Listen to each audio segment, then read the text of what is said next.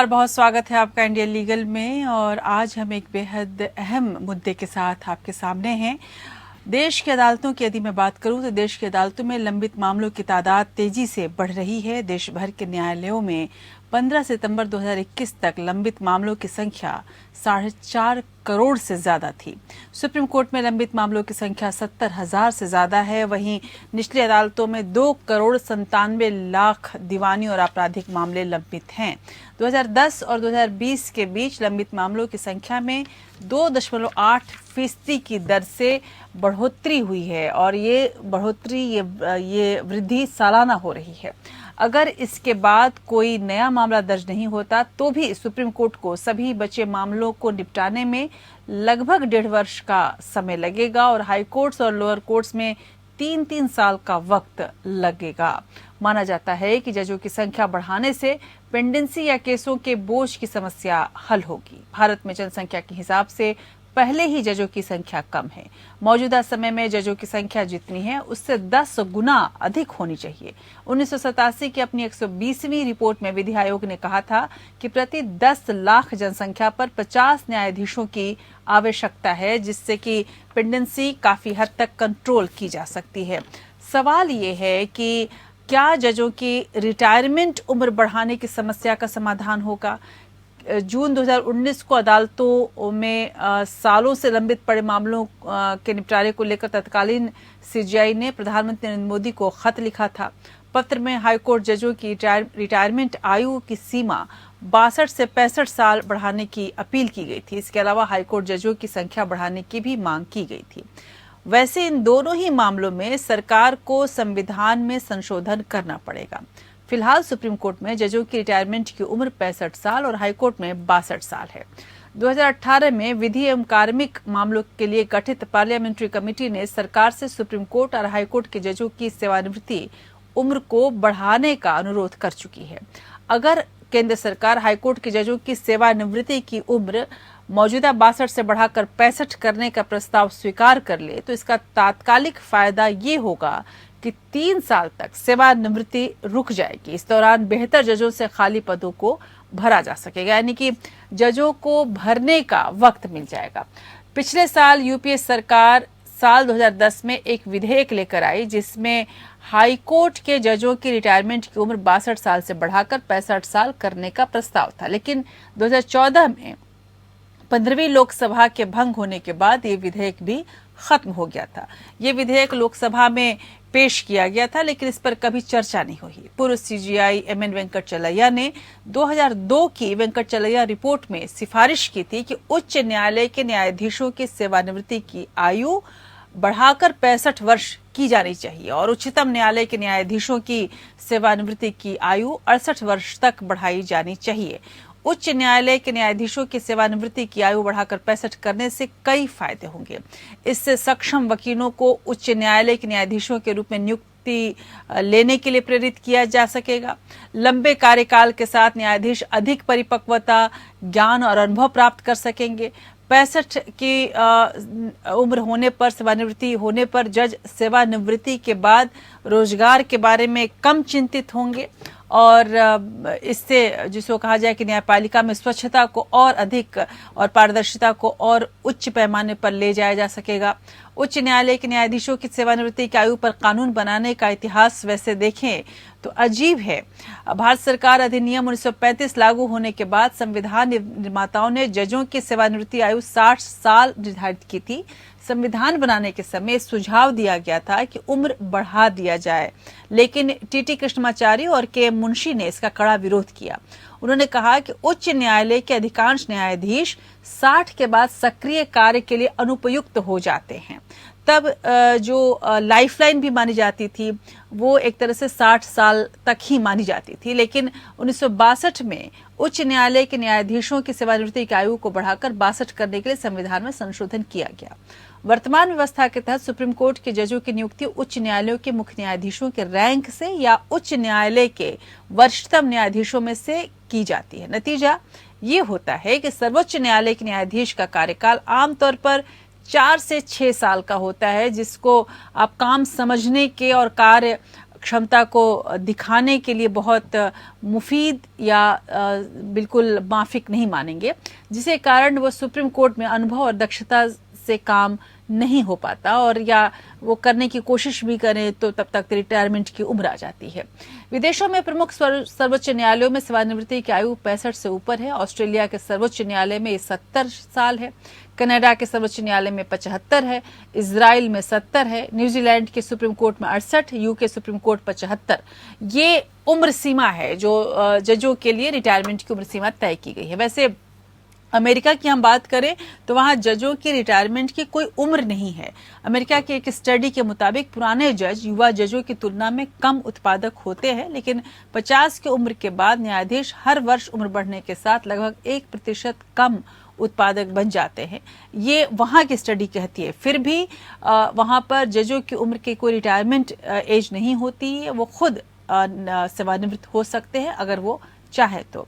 वैसे कुल मिलाकर हम देखें तो हमारे यहाँ अगर हम कुछ इस तरह से कॉम्बिनेशन करें, जहां कम उम्र जज सबसे उम्रदराज जजों के हिसाब से ज्यादा उत्पादक अमेरिका में रहते हैं, लेकिन हमारे यहाँ जिसको बोला जाए एक तरह का कॉम्बिनेशन हो तो शायद ज्यादा कारगर हो, ऐसा यहाँ पर समझा जाता है।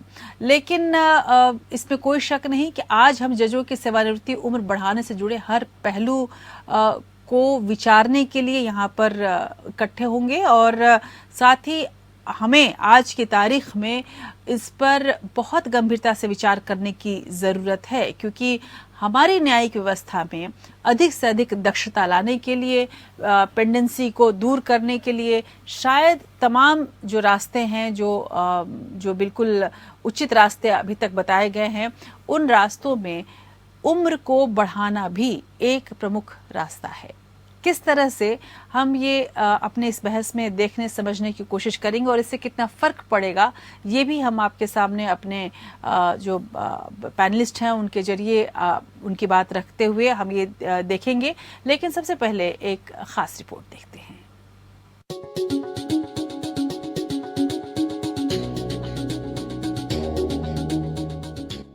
जजों की रिटायरमेंट की आयु बढ़ाना लगातार बहस का विषय बना रहा है। इसकी अहमियत को कोई इनकार नहीं करता, लेकिन इस दिशा में ठोस पहल की कमी हमेशा से दिखती रही है। अगर न्यायपालिका सेवानिवृत्ति उम्र बढ़ाने के लिए प्रयत्नशील रहा तो सरकार उत्साहित नहीं दिखी। फिलहाल सुप्रीम कोर्ट में जजों की रिटायरमेंट की उम्र 65 साल और हाई कोर्ट में 62 साल है। माना जाता रहा है कि सेवानिवृत्ति उम्र बढ़ाने से केसों के निपटारे में सहूलियत होगी। 2002 में पूर्व सीजेआई जस्टिस एमएन वेंकटचलैया ने सुझाव दिया था कि सुप्रीम कोर्ट के जजों की रिटायरमेंट की आयु 68 वर्ष की जानी चाहिए। जून 2019 में तत्कालीन सीजेआई रंजन गोगोई ने हाई कोर्ट जजों की रिटायरमेंट आयु सीमा 62 से 65 बढ़ाने के लिए प्रधानमंत्री को पत्र लिखा था। 2021 में पूर्व सीजेआई आरसी लाहोटी ने कहा था कि जजों की रिटायरमेंट की आयु बढ़ाना अदालतों में लंबित मामले को कम करने का एक तरीका है। संसद के पास जजों की रिटायरमेंट आयु बढ़ाने की शक्ति है, लेकिन इसके लिए संसद को संविधान के अनुच्छेद 217 में संशोधन करना होगा। साथ में अगर न्यायालय की शक्ति या जजों की संख्या बढ़ाना होगा तो भी संविधान के अनुच्छेद 124 में संशोधन करना होगा, जो न्यायालय की शक्ति को परिभाषित करता है।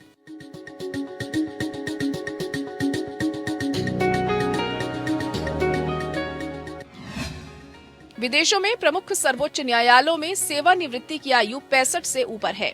ऑस्ट्रेलिया के सर्वोच्च न्यायालय में रिटायरमेंट आयु 70 साल है। कनाडा के सर्वोच्च न्यायालय में सेवानिवृत्ति आयु 75 साल है। इजराइल के सर्वोच्च न्यायालय में रिटायरमेंट आयु 70 साल है। न्यूजीलैंड के सुप्रीम कोर्ट में जजों की सेवानिवृत्ति आयु 68 साल है। यूके सुप्रीम कोर्ट में जजों की सेवानिवृत्ति आयु 75 साल है। अमेरिका में जजों की रिटायरमेंट की कोई उम्र नहीं है। भारत में जज जनसंख्या अनुपात आज की स्थिति में 10 लाख लोगों पर 20 जजों का है, जो दुनिया में सबसे कम है। –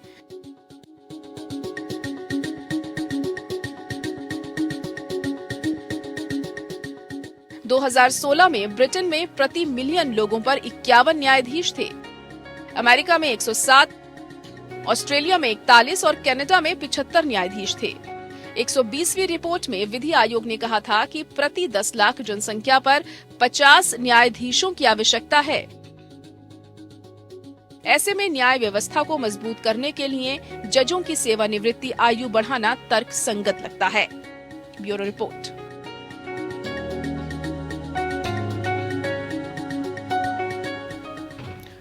और इस अहम विषय पर बात करने के लिए हमारे साथ एक बेहद खास पैनल जुड़ रहा है। हमारे साथ जस्टिस नरेंद्र चपलगांवकर जुड़ रहे हैं, पूर्व जज बॉम्बे हाई कोर्ट के। हमारे साथ जस्टिस सुधीर अग्रवाल जुड़ रहे हैं, पूर्व जज इलाहाबाद हाई कोर्ट के। हमारे साथ अरुणेश्वर गुप्ता जुड़े हैं, वरिष्ठ अधिवक्ता सुप्रीम कोर्ट के। और हमारे साथ जस्टिस एम एन वेंकट चलैया का एक इंटरव्यू भी मैं आपको दिखाऊंगी, जिसको हाल फिलहाल में ही मैंने किया इंडिया लीगल के लिए ही। और शुरुआत इनफैक्ट मैं जस्टिस वेंकट चलैया के इसी इंटरव्यू से ही करना चाहूंगी। जब मैंने उनसे ये पूछा कि इन योर जस्टिस वेंकट चलैया के जो टेन्योर में पेंडेंसी प्रॉब्लम को कैसे मैनेज किया गया और किस तरह से उन्होंने इस पूरे प्रॉब्लम को देखा और एक तरह से ही made a big breakthrough in solving pendency case, तब उनका जवाब क्या रहा, पहले मैं आपको सुनाती हूँ और उसके बाद अपने पैनल से इसी पूरे मामले के इसको हल करने का रास्ता क्या हो, इस पर बात करेंगे। सबसे पहले वेंकट चलैया का ये विचार। There is problems with judiciary in terms of speed and dispatch and disposal of cases. My team of judges then did enormous work. They worked half an hour more, and the result is for all to see. From almost 4.5 lakh cases in over the 8 years from 1991 to 1998, from 4.5 lakh cases. At the end of the 8th year, it came to 19,000. That many people said is the finest turnaround of any post-independence institution. That is the work of the collective work of all the judges. They are great judges in my time. Even now they are. But I am not in touch with the system now. But I say those years were perhaps very productive years. बिल्कुल। और जजों की जो काबिलियत है उस काबिलियत पर तो शक नहीं किया जा सकता, लेकिन उसके बाद भी जो पेंडेंसी का मामला है वो क्यों बढ़ रहा है ये समझना, ये जानना जरूरी है। हमारे साथ जस्टिस अग्रवाल जुड़े हुए हैं। जस्टिस सुधीर अग्रवाल, सबसे पहले आपके पास आऊंगी और सर मेरा सवाल आपसे यही होगा कि जिस तरह से लगातार जो पेंडेंसी के हमने आंकड़े देखे हैं वो हर दिन बढ़ रहे हैं, जैसे हमारी जनसंख्या बढ़ रही है वैसे पेंडेंसी भी बढ़ती जा रही है, किस तरह से आप ये इस पूरी समस्या को लेंगे? ये कोई पहली बार नहीं है जब इसको वॉइस किया जा रहा है। तमाम सीजीआईज को देख लें, लगभग सभी ने इस मामले को छुआ है। क्या आपको लगता है कि ये हमारे न्यायिक व्यवस्था के लिए सबसे बड़ी समस्या है और इसको हल करने के लिए अगर एक रास्ता आपको शुरुआत में ही सुझाना हो तो क्या लगता है आपको कि क्या ये जजों की रिटायरमेंट की उम्र को बढ़ाया जाए, वो एक रास्ता हो सकता है?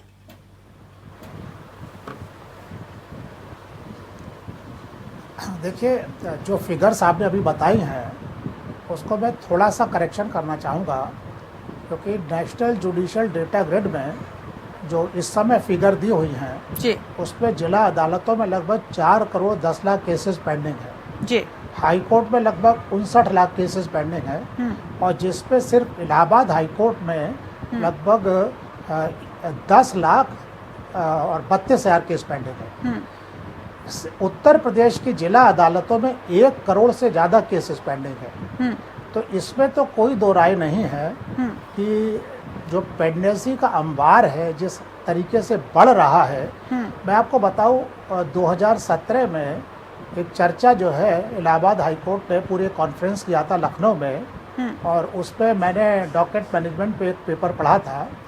उस समय जो है वो जिला अदालतों में यूपी में लगभग 57 या 59 लाख केस कुल पेंडिंग थे और 5 साल में ये बढ़ के 1 करोड़ से ज़्यादा हो गए हैं।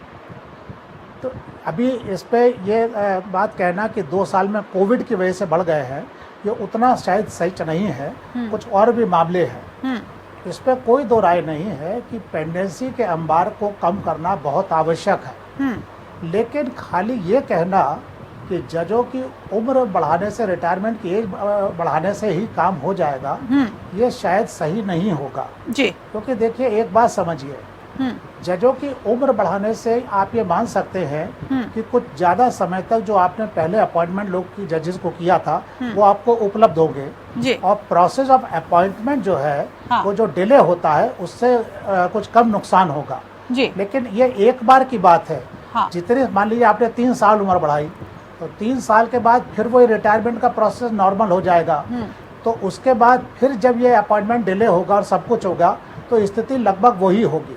जी। ये खाली रिटायरमेंट की एज जो है इससे बहुत फर्क नहीं पड़ता। बिल्कुल। मैं समझता हूँ इंडिविजुअल जजेस को तो फायदा हो सकता है जी। कि उसको थोड़ा लंबा समय मिलेगा। हाँ। लेकिन आप एक बात और समझिए, जी। इसमें बेसिकली ये कारण दिया जाता है कि जो काबिल जजेस हैं जो बहुत अच्छा काम करते हैं अगर उनको ज़्यादा समय मिलेगा तो डिस्पोजल ज़्यादा होगा। लेकिन पेंडेंसी जो लगातार बढ़ रही है तो आफ्टर ये इन्हीं जजेस के होते हुए बढ़ रही है। इसका सही बात मतलब है, ये जी। एक बड़ी तादाद में ऐसे भी हैं जो उतना काम नहीं कर पा रहे हैं, उतना डिस्पोजल नहीं कर पा रहे हैं। तो अगर उम्र बढ़ेगी तो वो लोग भी आपको सिस्टम में ज़्यादा समय तक उपलब्ध रहेंगे। नतीजा ये होगा कि पेंडेंसी वैसे ही बनी रहेगी। जी। इस पेंडेंसी को अगर घटाना है बिल्कुल। तो इस पे एक होलसम स्टडी की जरूरत है। जी, बिल्कुल। इसको और हर साल एक व्हाइट पेपर की जरूरत है जी। और इसमें कॉम्पिटेंट जजेस चाहिए। जी, बिल्कुल। आप और 500 जजेस जस्टिस नरेंद्र चपलगांवकर जी, जस्टिस नरेंद्र 50 वर्किंग जज जी, जस्टिस नरेंद्र चपलगांवकर भी हमारे साथ हैं और वो इसी पॉइंट पर अपनी बात रखना चाहते हैं। Justice चपलगांवकर, do you think that जजेज are overloaded by increasing the number of जजेज? Will the caseload decrease and we need competent judges rather judges in the numbers? It is true that if the number of the judges is increased, the disposal of the cases would increase. But one proposition is a myth that the number of the judges would only regulate the disposal. This is not correct. Then, you don't expect the disposal in proportion of the number of the judges which you increase. जी. The main difficulty is that you must get good caliber judges. They must be prepared to make some homework. They must also be given all amenities in the sense the library, staff, etc. Not other amenities. And if good young people who are earning many times than a judge would get as his salary are convinced जी. that if the judiciary of India is to survive and serve the people, then you must sacrifice and join the service. Many times they refuse to come. Sir. So if such judges are made available, then it would certainly affect the disposal. Not only by... But sir, do you think that should the retirement age of Supreme Court judges be raised from the current 65 years? Should the retirement age of Supreme Court and the High Court judges be same, or this will be a solution? This will attract the competent advocates as well? I do not contribute to the view that the age of retirement of the judges of the High Court and the judges of the Supreme Court should be the same. Because if somebody is to be taken in the Supreme Court, he must have at least 4 or 5 years tenure in the Supreme Court. And for that purpose, the retirement age is 3 years lower than the Supreme Court judges. For the High Court judges, that is quite good. I don't think that there is any case of equalizing. Only thing is that our system should find out some judicial work, not tribunal or anything else, some judicial work for the retired judges, designating them as ad hoc judges, so that the benefit of such judges who are good in health and are good in understanding, Sir. and their caliber is good, the High Court can utilize their services even beyond the age of retirement. Sir. Justice Agarwal, एक चीज जो चपलगांवकर साहब ने भी बोली, और MN Venkatachaliah साहब का मुझे वो प्रस्ताव याद आता है, हालांकि उनका इंटरव्यू भी हमारे पास है, लेकिन उस प्रस्ताव में जब उन्होंने कहा कि सर्वोच्च न्यायालय के सेवारत न्यायाधीशों को मुख्य न्यायाधीशों के रूप में उच्च न्यायालय में जाने की अनुमति दी जानी चाहिए और हाईकोर्ट के जजों को सुप्रीम कोर्ट में जगह देनी चाहिए, आपको लगता है कि एक ऐसे जज के रूप में, मैं आपको जानती हूँ जिसको कहा जाए रिकॉर्ड केसों की सुनवाई की है, पहले तो सर इस सवाल के जवाब के पहले मैं आपसे वो भी ज़रूर वो जानना चाहूँगी कि कैसे आपने इस तरह से एक रिकॉर्ड बनाया और ये संभव कैसे हुआ? अगर आपने कर दिखाया है तो जाहिर सी बात है कि ये अगर सभी जजों को इस तरह से करने की आदत पड़े तो ये बहुत बड़ा ब्रेक थ्रू हो सकता है। एक तो क्या जिस तरह से आपने केसों को निपटाया, क्या दूसरे जज भी ऐसा कर सकते हैं? उसके लिए क्या रास्ता हो सकता है, पहला। दूसरा, ये जो मैंने आपको बताया कि न्यायमूर्ति वेंकटचलैया ने जो प्रस्ताव दिया, उसको आप किस तरह से देखते हैं आज इस पेंडेंसी के समस्या के मद्देनजर?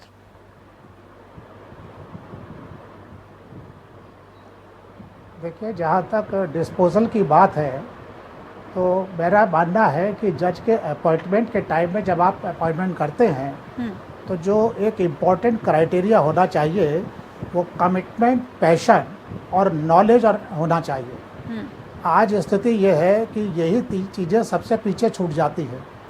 मैं 25 साल की वकालत के बाद में हाईकोर्ट जज बना था और लगभग करीब पौने 15 साल में हाईकोर्ट जज रहा।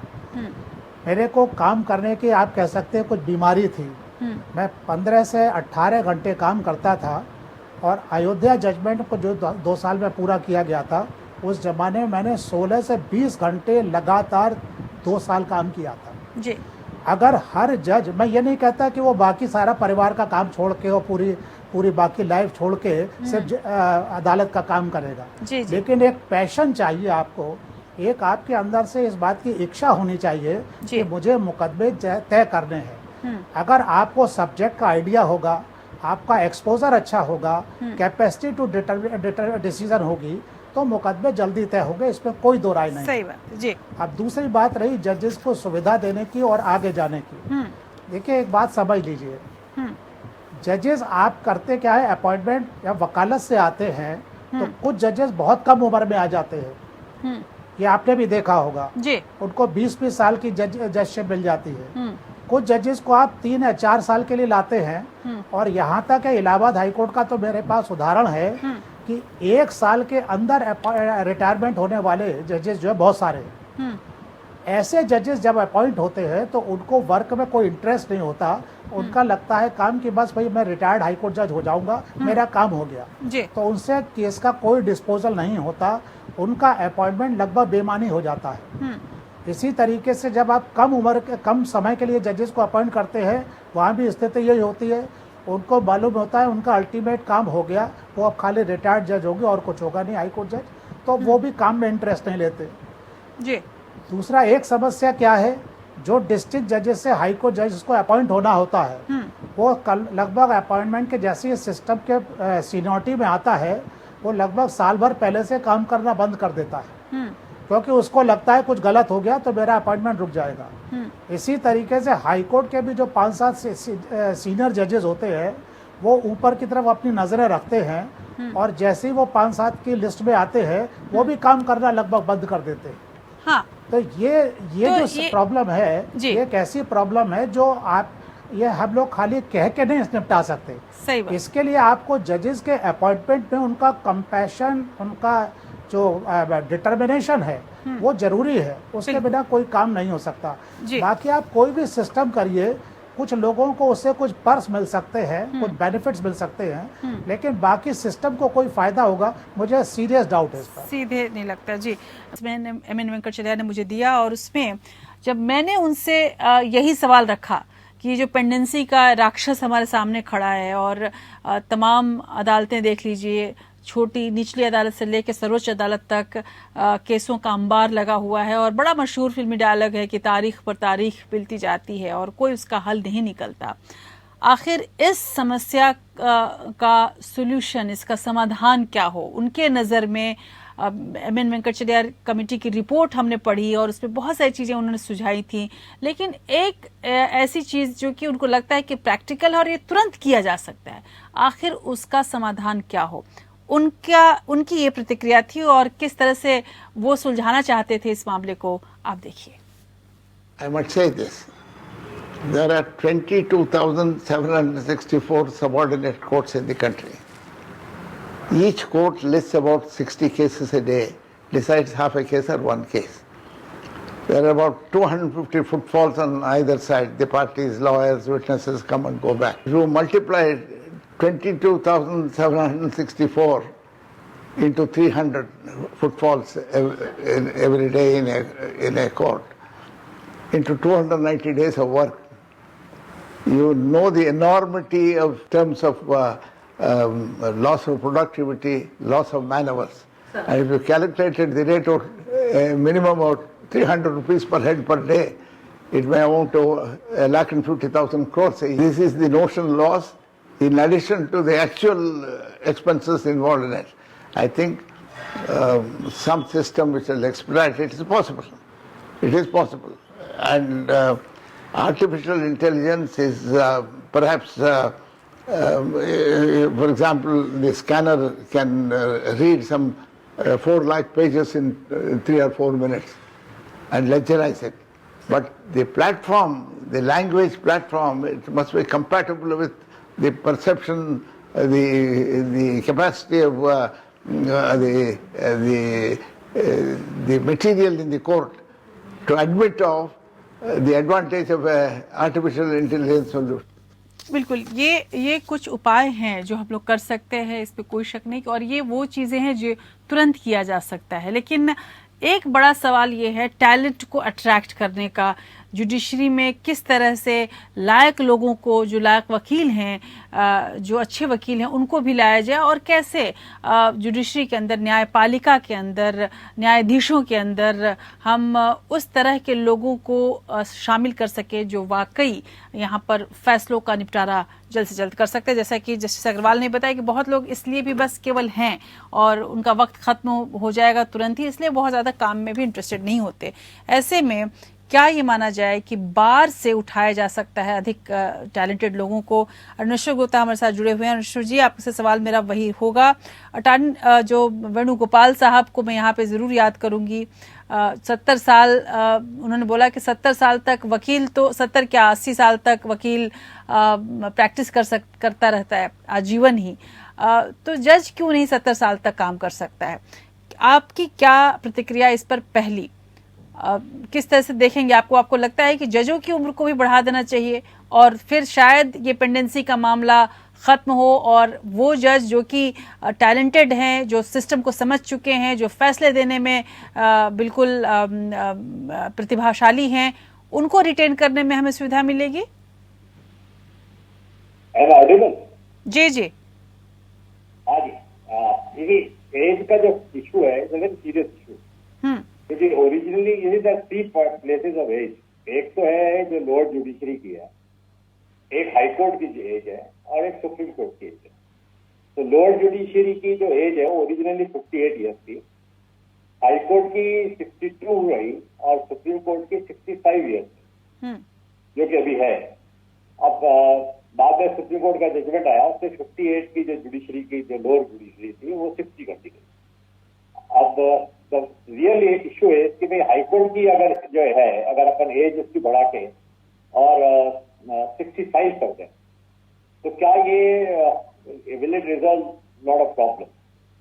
लेकिन इसमें it will certainly resolve lot of problem, क्योंकि एक तो ये है कि जो पेंडेंसी, जो जितनी पेंडेंसी है वो काफी हद तक इससे फायदा होगा, क्योंकि जो जजेस ऑलरेडी कंटिन्यू कर रहे हैं for some period of time, क्योंकि मोस्ट ऑफ द हाईकोर्ट जजेस जो है उनका पीरियड 5 से लेके और 15 साल तक होता है, तो वो उनकी एज अगर बढ़ जाती है तो they will able to dispose lot of matter. लेकिन एक और इशू आता है कि फिर वो जो ब्यूरोक्रेसी है, क्योंकि जब 60 ईयर्स हुई तो ब्यूरोक्रेसी ने कहा कि हमारी भी सबसे 60 कर दीजिए, फिर 62 कर दीजिए, तो they will also push it for 65। There is a balance which has to be taken care by the government. लेकिन अगर हाईकोर्ट के जजेस की एज सिफारिश कर दी जाती है तो I think it can be a very very big benefit to everybody. आखिर अदालतों से पेंडेंसी के इस राक्षस को कैसे खत्म किया जाए, उस पर एक बड़ा मामला कुछ यूं आया कि जजों के रिटायरमेंट एज को यदि हम बढ़ा दें तो शायद बहुत हद तक इस समस्या पर लगाम लग सकता है। और रिटायरमेंट एज को बढ़ाने की सिफारिश कोई ऐसा नहीं कि कोई नई बात है, बल्कि तमाम चीफ जस्टिस ऑफ इंडिया ने रखी है, चाहे वो जस्टिस एम.एन. वेंकटचलैया की रिपोर्ट हो या फिर जस्टिस लाहौटी की कोशिश हो, जस्टिस ठाकुर की बात हो, जस्टिस गोगोई की बात हो। तमाम लोगों ने ये गाहे बगाहे ये कहा है अलग अलग मौक़ों पर, अलग अलग रिपोर्ट्स में कि अगर जजों की आयु को बढ़ाया जाए तो बहुत हद तक इस समस्या पर लगाम लगाया जा सकता है। ऐसी भी बात नहीं कि ये समस्या कोई नई है। इसके अंदेशे तभी शुरू हो गए थे जब हमारा संविधान बन रहा था। उस वक्त भी ये सोचा गया कि जजों की आयु को बढ़ाया जाए, लेकिन फिर 60 साल रखा गया, फिर 62 साल किया गया। यानी कि हमेशा से इस बात की ज़रूरत को महसूस किया गया था।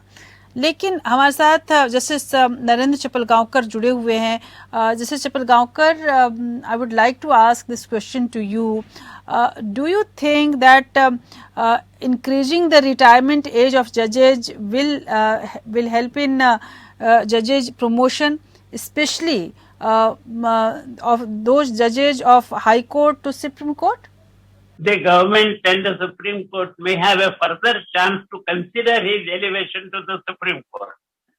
If the government or any other functionary in the appointment system is convinced that that a particular judge should not be allowed to get elevation, then no other machinery can certainly help him. This you must have noticed in the system. So therefore, merely increasing the age is not necessary. What I just told you, that if some of the judges are prepared to work and their health is good, the Chief Justice of the High Court will recommend the appointment as an ad hoc judge, and his health can be taken for the disposal. Particularly, I would suggest the election case. Those are delayed because the judge is given regular work besides the election disputes. So therefore, he is not able to concentrate on those election disputes and give appropriate time. जी, लेकिन justice Agarwal, कहा जाता है कि एक सिक्के के दो पहलू होते हैं। मुझे जैसे श्री कृष्णा की वो बात याद आ रही है कि जब उन्होंने कहा था कि उच्च न्यायालय के सभी न्यायाधीश जो है वो सुप्रीम कोर्ट में आने की उम्मीद में रहते हैं, और कुछ मामलों में तो वो अपने काम के लिए इतने सचेत रहते हैं क्योंकि उन्हें पता होता है कि सुप्रीम कोर्ट से उनको देखा जा रहा है, उनके फैसलों पर ध्यान है, इसलिए वो अपने फैसलों को बहुत सोच समझ कर देते हैं। जो कि हालांकि इसका एक नजरिया ये था कि ये तो न्यायपालिका के स्वतंत्रता के विपरीत है, लेकिन एक दूसरे तरीके से भी इसको देखा जा सकता है कि फिर वो क्वालिटेटिव फैसले देते हैं। क्या इसके दोनों पहलुओं को देखते हुए हम ये समझें कि अगर ये आज़ादी उनको दे दी जाती है और कि भाई आप अपने आज़ाद तरीके से आप फैसले लीजिए, और एक प्रोसेस बनाया जाता है, उम्र के साथ साथ ये प्रोसेस आ सकती है शायद कि आप जब हाई कोर्ट में हैं तो आप आ सकते हैं सुप्रीम कोर्ट में, वो एक आदर्श स्थिति बन सकती है और जजों की गुणवत्ता को भी बढ़ाने के लिए और साथ ही पेंडेंसी को भी दूर करने के लिए।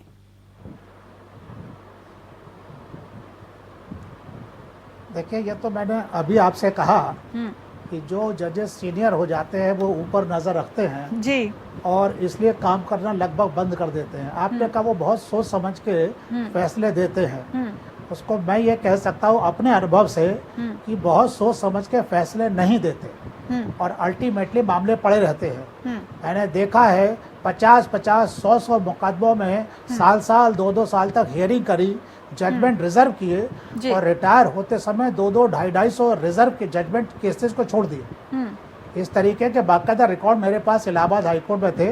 मैं एरियर कमेटी का सुप्रीम कोर्ट से अपॉइंटेड कमेटी में मैं चेयरमैन था, मेरे पास पूरा डेटा था।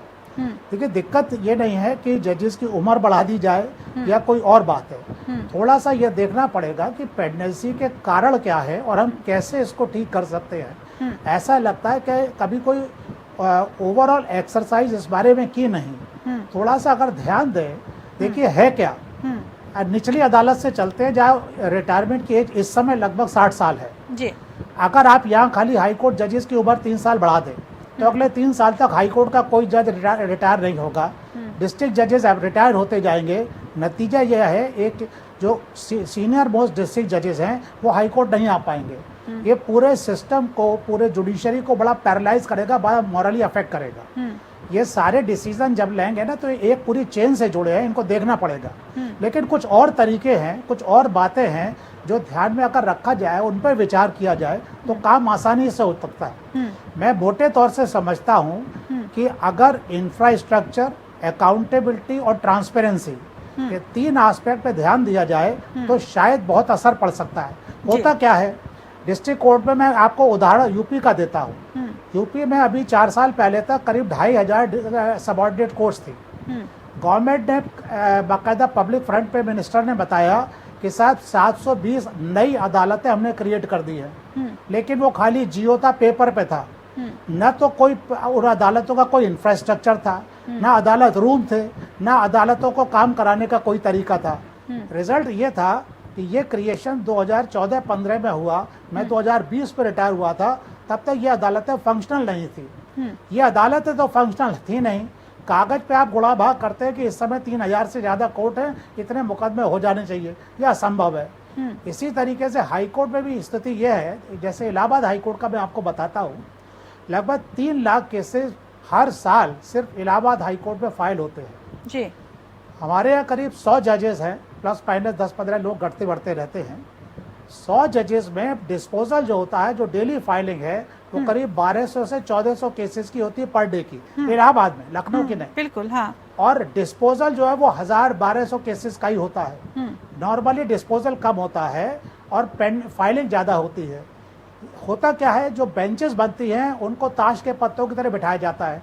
जिन जजेस को टैक्स का एक्सपीरियंस है वो क्रिमिनल में बैठे हैं, जिन्हें क्रिमिनल का एक्सपीरियंस है वो सिविल में बैठे हैं। अब इस उम्र में जब जजेस अपॉइंट होते हैं तो उनको सिखाने की जरूरत नहीं है, जो उनकी एक्सपर्टीज है उसका बेस्ट इस्तेमाल करिए, बेस्ट आउटपुट लीजिए और उनकी बेंचेस इस तरीके से बनाइए कि मैक्सिमम डिस्पोजल हो सके। इंफ्रास्ट्रक्चर पूरा दीजिए तुरंत, जैसे कोर्ट बनती है, काम हो जाएगा। हाँ, लेकिन जस्टिस अग्रवाल, क्या आप ये नहीं मानेंगे कि अगर हम पूरे विश्व के जुडिशरी को देखें, न्यायिक व्यवस्था को देखें, लगभग ऐसे मेरे ख्याल से 70% देश ऐसे हैं जहाँ पर जो विकसित देश हैं, मैं जिनको कहूँ डेवलप्ड कंट्रीज़ हैं, जहाँ पर जजों की उम्र जो है वो हमारे यहाँ के तय उम्र सीमा से कहीं अधिक है, उनकी जो सेवानिवृत्ति की उम्र है। कुछ तो देश ऐसे भी, जैसे अमेरिका का उदाहरण मैंने दिया, जहां पर जज रिटायर भी नहीं करते हैं। हालांकि वो एक अलग मसला है, जैसे मैंने आपको बताया कि कोई भी एक समस्या उठाए तो उसके 2 पहलू होते हैं।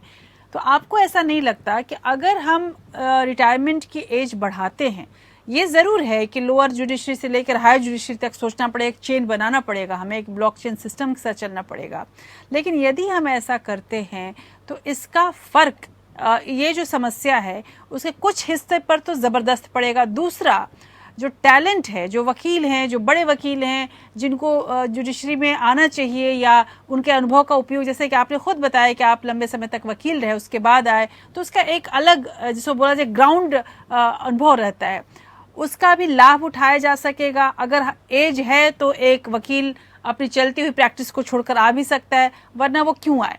आपको ऐसा नहीं लगता कि ये एक उपाय है और कम से कम बाहरी देशों में जो चल रहा है उसे सीखने की हमें जरूरत है?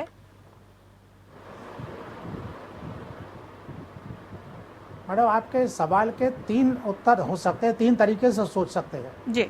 देखिए, हमारे यहाँ हिंदुस्तान में जो मुकदमों का अंबार है उसका कोई मैच किसी कंट्री से नहीं है जी। हमारे यहाँ की जनसंख्या, हमारे के नंबर ऑफ केसेस जो हर साल फाइल होते हैं, हमारे यहाँ के number of advocates, number of जजेस बिल्कुल डिफरेंट है। बाकी कंट्रीज में जैसे अमेरिका वगैरह में छोटी पॉपुलेशन है, बहुत कम मुकदमे फाइल होते हैं, वहाँ की सुप्रीम कोर्ट पूरे साल में 2-3 मैटर भी नहीं तय करती है, उतने केसेस जाते ही नहीं है। हमारे यहाँ की सुप्रीम कोर्ट में आप डेली देखिए कितने केसेस फाइल होते हैं जी। यूपी में डिस्ट्रिक्ट कोर्ट में हर साल 30 से 35 लाख केसेस फाइल होते हैं। जस्ट इमेजिन, दुनिया की कोई अदालतें ऐसी नहीं है, कोई देश ऐसा नहीं है जिसमें इतने मुकदमे दाखिल होते हों। हाँ। तो हम जब कंपैरिजन दूसरे देशों से करना चाहते हैं, मेरे ख्याल से ये न सिर्फ बेईमानी होगा बल्कि शायद हमारी जो सिस्टम है उसके साथ न्याय नहीं करेगा जी। मैं ये नहीं मानता कि उम्र बढ़ने से कुछ फायदा नहीं होगा। जो काम करने वाले जजेस हैं वो आपको ज्यादा समय काम करने के लिए उपलब्ध रहेंगे, इसमें कोई दो राय नहीं है। लेकिन आप उनका क्या कीजिएगा जो काम नहीं कर रहे हैं। जी बिल्कुल। जैसे आपको एक छोटा सा उदाहरण देता हूँ, आपको भी जानकारी होगी। एक ऑनरेबल जज को for certain reason supreme court के आदेश हुए और उनको जुडिशियल वर्क से काम नहीं दिया गया। वो लगभग 4-5 साल बिना काम के हाई कोर्ट पे बने रहे, पूरे पास लिए, सैलरी ली और वो बने रहे। अगर ये रिटायरमेंट की उम्र 62 की बजाय 65 होती तो वो 3 साल और बने रहते बिना काम के। तो ये जो है नॉन प्रोडक्टिव होता। तो रिटायरमेंट की उम्र बढ़ने से ये 100 में से एक फैक्टर हो सकता है, लेकिन जो 99 फैक्टर है वो कुछ डिफरेंट है जी, उनको आपको करना पड़ेगा। जी बिल्कुल। हर जज को ये भी एक्सपोज करना पड़ेगा कि वो कितना काम करता है। जी, जैसे अग्रवाल मैं आती हूँ आपके पास, आपके लाना पड़ेगा इस बात हर महीना हर जज का डिस्पोजल लाइए। जी, जस्टिस अग्रवाल मैं आपके पास आती हूँ, इसी बात पर जस्टिस चपलगांवकर अपनी प्रतिक्रिया देना चाहते हैं। और so Justice Chapalgaonkar, before you give your reaction, my question will be this: should the retirement age of all judges be increased, or of only those who are competent and specialized in particular matters and can help in resolving case? Do you think so? If you need not increase the age of retirement in case of all judges. Okay. If somebody is prepared to work and you know that he is disposing the cases, a bunch of cases like second appeals are pending in some of the high courts. First appeals are pending in some of the high courts. So therefore, a particular kind of litigation can be entrusted to that judge, and he can act as an adult judge with the same powers, so therefore there is no need of increasing the age of en bloc all the days. जी, justice Agarwal, जैसा कि आपने सुना justice चपलगांवकर को भी कि नहीं, ये भी एक रास्ता है कि आप उनको दीजिए। जैसे ब्यूरोक्रेसी में हम SCR के आधार पर पोस्टिंग होती है और तमाम चीज़ें पर्क्स को निर्धारित किया जाता है और तमाम और बहुत सारी चीज़ें होती हैं, तो आप उनका एज बढ़ाइए, जो लायक हैं, जो नहीं हैं उनको सिस्टम से हटाइए। क्या ये एक उपाय आप देखते हैं? जस्टिस अग्रवाल, मैं ये सवाल आपसे लाऊं इसके पहले जस्टिस माफ कीजिएगा, अरुणेश्वर गुप्ता जी के पास भी कुछ प्रतिक्रियाएं हैं इसको लेकर। अरुणेश्वर गुप्ता, 2 सवाल होगा आपके साथ। एक तो सवाल वो जो जस्टिस अग्रवाल से मैंने पूछा कि आपको लगता है कि सिलेक्टिव एज इंक्रीमेंट होना चाहिए, एज को बढ़ाना चाहिए, इंक्रीजिंग जो है वो सिलेक्टिव होना चाहिए। क्या आपको ऐसा लगता है कि लायक जजों का बढ़ाइए, कुछ इस तरह का सिस्टम हम डेवलप करें?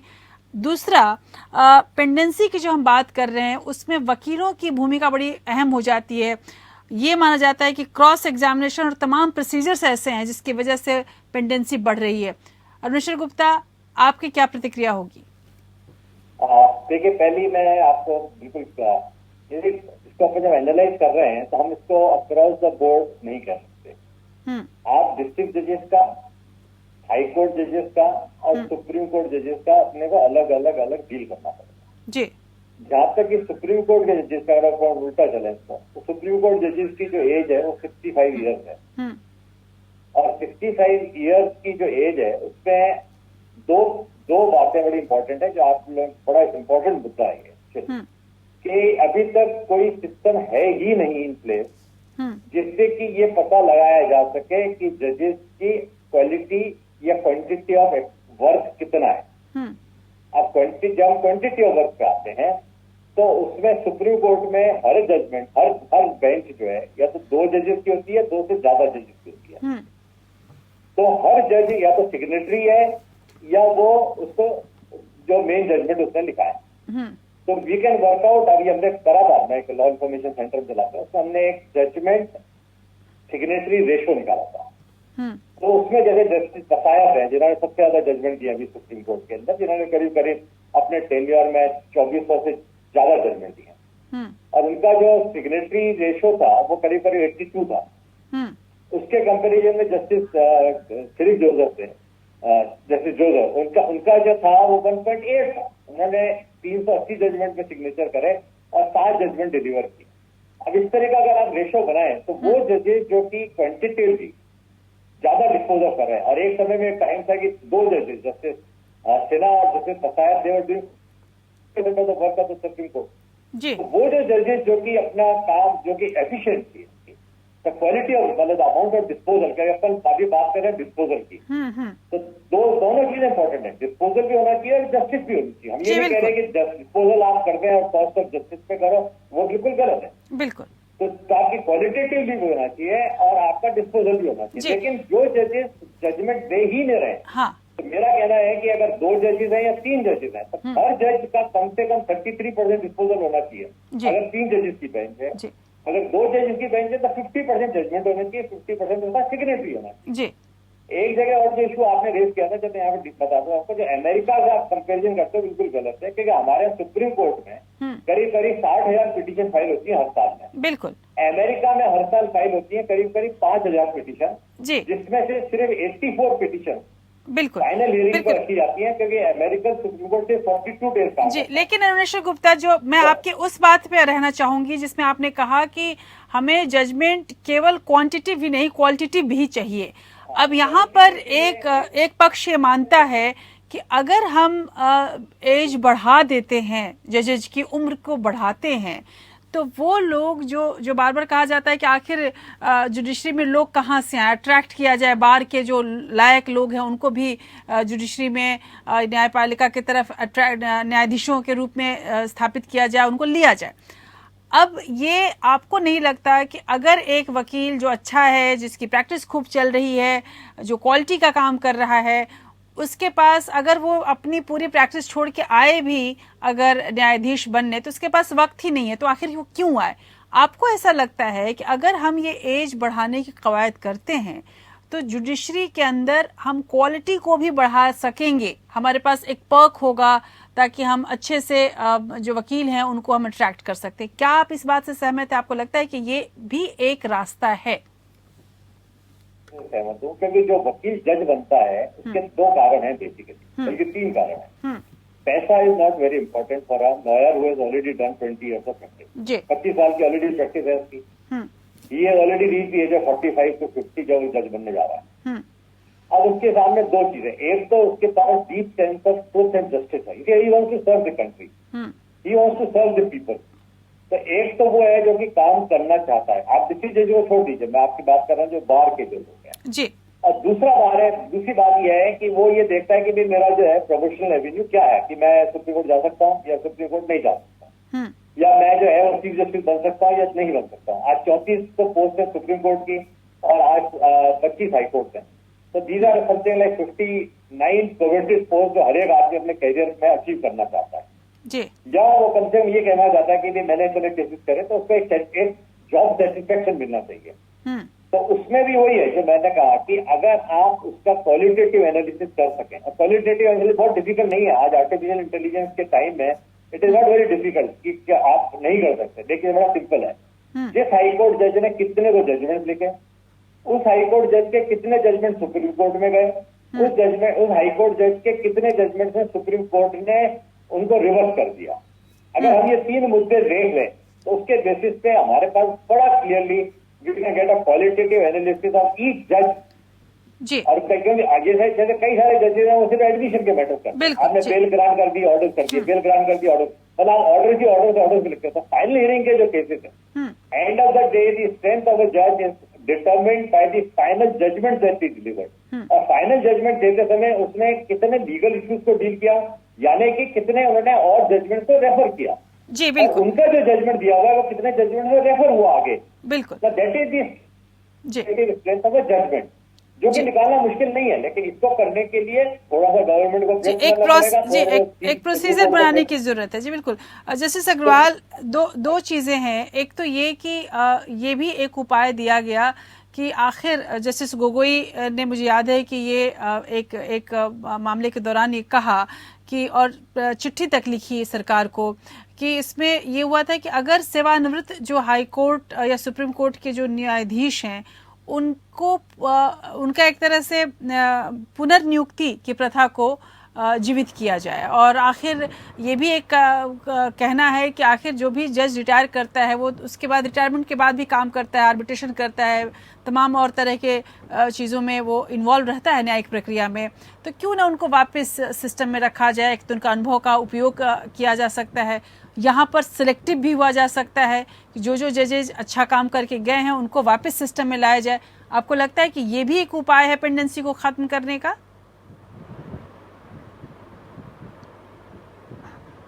देखिए, ये उपाय एक अच्छा उपाय हो सकता है, लेकिन जो वर्तमान परिस्थिति है उस पर यह कतई काम नहीं करेगा। कारण क्या है? देखिए, जब आप रीअपॉइंटमेंट जजेस का करते हैं तो वो जज अपनी हाई कोर्ट में जूनियर मोस्ट जज होता है जी। अब मान लीजिए जैसे मैं था एज सीनियर मोस्ट जज after almost 15 years I retired, अगर मुझको कहा जाए कि आप एडहॉक जज काम करना चाहेंगे तो मैं बिल्कुल नहीं करना चाहूँगा, क्योंकि मैं उस हाई कोर्ट पे जहाँ 100 की जजेस की स्ट्रेंथ है वहाँ पे जूनियर मोस्ट होकर मुझे बैठाया जाए, ये हो नहीं सकता, संभव नहीं। मतलब हेरारकी में भी काम नहीं करेंगे हम, पॉसिबल नहीं हो पाएगा जी।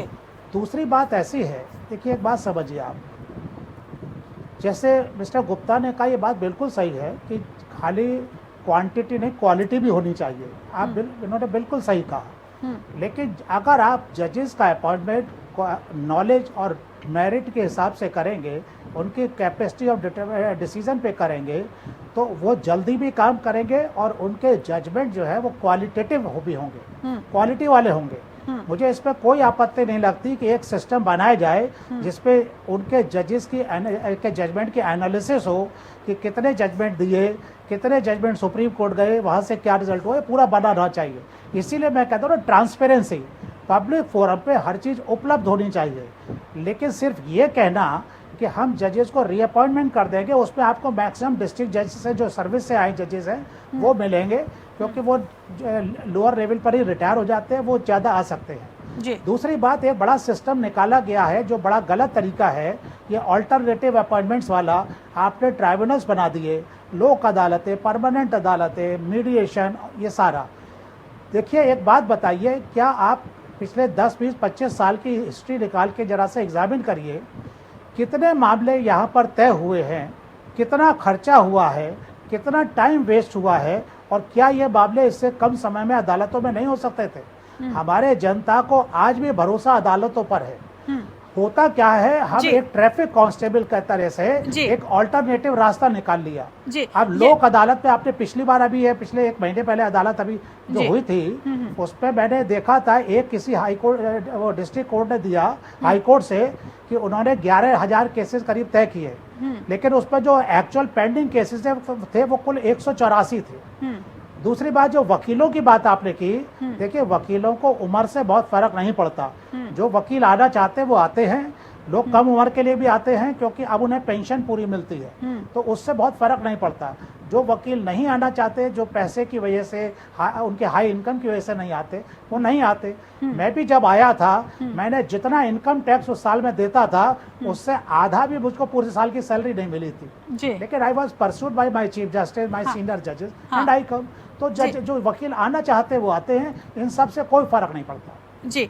लेकिन एक जो आपने बात कही सर कि इसमें अगर इस पूरे मामले को हम देखें तो एक जो बड़ी बात यह है कि जो आर्बिट्रेशन की बात कही आपने, लोक अदालतों की बात कही, आपको लगता नहीं कि अगर हम एज की सीमा बढ़ा देते तो जजेस जो कि रिटायर हो जाते हैं उसके बाद वो क्या करें, तो एक रास्ता खुल जाता है कि हम आर्बिट्रेशन की ओर चले जाएं, और वो भी एक तरह से कहीं ना कहीं हमारी न्यायिक व्यवस्था को ही नुकसान पहुंचाता है कि जो मामला तय हो गया फिर वो आर्बिट्रेशन में गया, फिर वापस आर्बिट्रेशन में तय नहीं हुआ तो वापस वो हाई कोर्ट में आ रहा है, चैलेंज हो रहा है। तो कहीं ना कहीं वो हैम्पर कर रही है हमारी व्यवस्था को। आपको लगता नहीं कि अगर हम एज बढ़ा रहे हैं तो जजेज को भी अब आगे रिटायरमेंट के बाद किसी काम की जरूरत नहीं है, वो आराम से निश्चिंत रह सकते हैं और इसकी वजह से बोझ भी कम होगा और इस तरह की चीज़ों को हम डिस्करेज करेंगे।